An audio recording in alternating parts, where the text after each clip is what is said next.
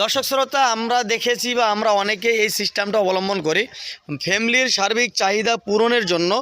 অল্প জায়গার মধ্যে আমরা শাক সবজি বা বিভিন্ন আবাদ বেরু করে থাকি, যেটা আমাদের সার্বিক চাহিদা পূরণ করে।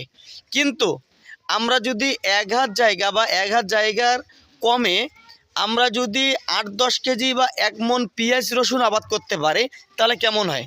হ্যাঁ দর্শক শ্রোতা, তেমনই একটা সিস্টেম বা পদ্ধতি নিয়ে আজকে বিস্তারিত দেখাবো এবং বিস্তারিত আলোচনা করার চেষ্টা করব।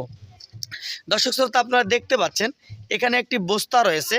তো এই বস্তাটার মধ্যে বস্তার মধ্যে মোটামুটি আপনি 5 থেকে 700 পেঁয়াজ বা রসুনের চারা রোপণ করতে পারবেন।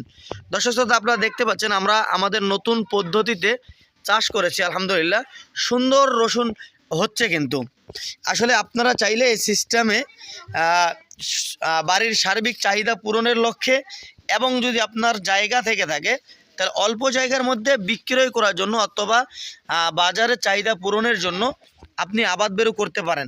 দর্শক শ্রোতা, আপনাদের কাছে ভিডিওটা কেমন লাগলো এবং সিস্টেমটা অবশ্যই জানিয়ে দিবেন।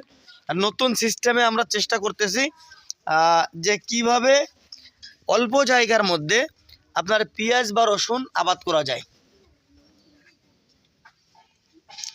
আমাদের এটা গাড়া সর্বোচ্চ 1 সপ্তাহ হয়েছে, আলহামদুলিল্লাহ 1 সপ্তাহে ফলাফল।